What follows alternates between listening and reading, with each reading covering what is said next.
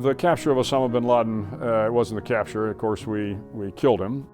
But I will tell you, it was not a kill-only mission. A lot of people think that this was a mission to go kill bin Laden. We absolutely had a plan that if bin Laden gave up, if he had his hands up in the air and if he was clearly not a threat, then by the law of armed conflict, we were required to take him. As it turns out, he didn't have his hands up, and it was unclear what steps he was taking to the young SEALs that entered there, and they made the right decision. So I have absolutely no qualms about the decisions they made. But for us, this was about a 3-week planning process once the president kind of gave me the go-ahead. I brought in very experienced operators, and both the SEALs and the helicopter pilots. We had great support, obviously, from the CIA. This will go down as one of the great missions in the history of the CIA.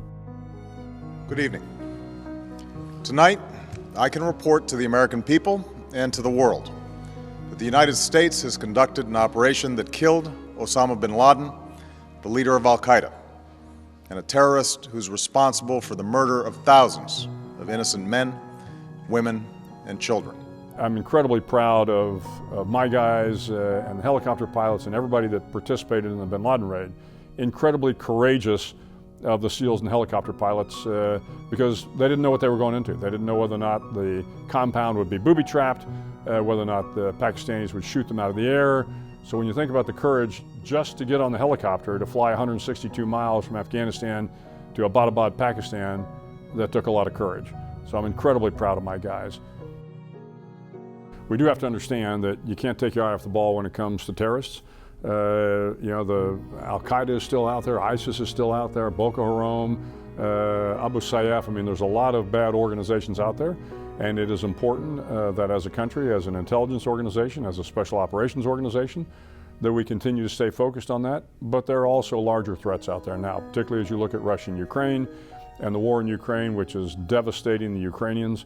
And these are remarkable people fighting for their homeland. You can't help but be impressed by them. I think President Zelensky is one of the finest wartime leaders I've seen in a long, long time. It is certainly my hope that this war will end in favor of the Ukrainians, that they will be able to kick the Russians out of the occupied areas and regain their territory. But it's going to be a long, hard fight. To the SEALs here in Coronado, frankly, to the SEALs everywhere, SEALs and those that are supporting them, I couldn't be prouder of them. I mean, these young men, signed up. Most of them, the war was still going on. They know that they are going to hostile places. They know they are going to do hard work for the nation. And it's not just the SEALs and the support personnel; it's their families too. The fact of the matter is, the families of the SEALs and, again, of all servicemen and women, they are sacrificing a lot for this nation. And so, if you can't be inspired by the young men and women that are joining the Army, Navy, Air Force, Marine Corps, Space Force, boy, you just can't be inspired, because this is, again, they're great young men and women. They're serving the nation. We ought to all be proud of them.